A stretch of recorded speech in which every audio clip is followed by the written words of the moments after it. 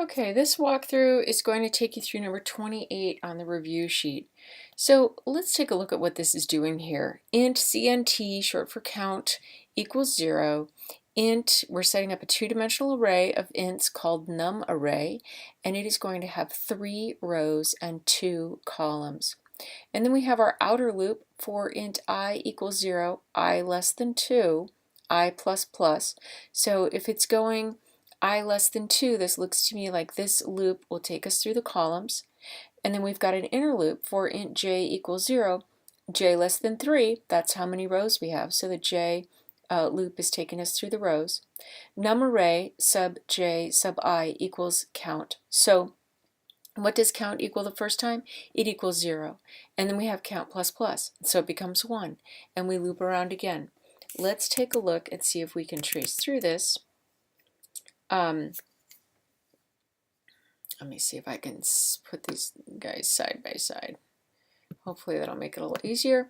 Okay, so we've got I, and I gets initialized to 0, and then we've got j, and j gets initialized to 0.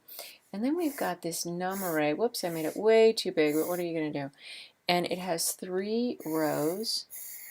3 rows. This is row 0, this is row 1, this is row 2, and it has only 2 columns. So yeah, I sure did make it way too big. 0 and 1. So first time through the loop, we are trying to reference num array sub j sub I. Well, j is 0, I is 0, so we're looking at this location right here. And what do? We set this location equal to count. Oh, I forgot to write up my little count here. Count. Count was initialized to 0. So that would be 0. Then we loop around, and j plus plus, j becomes 1. 1 is still less than 3, so we enter the loop. And at location j, 1, 0, so sub j sub I is 1 and 0. That's row 1, column 0, right here.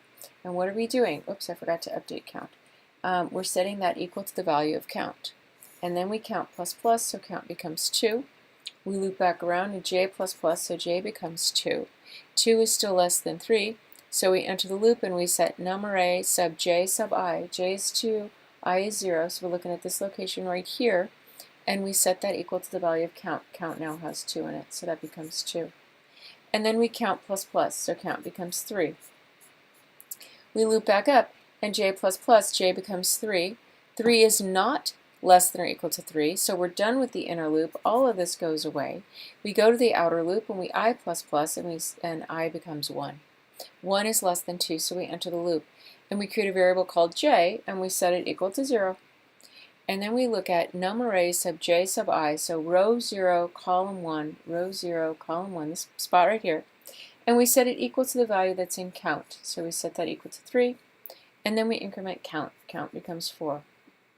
We loop back up, and j plus plus, j becomes 1, and 1 is less than 3, so we enter the loop, and we're looking at my num array sub j sub I, so 1, 1, that's this location right here.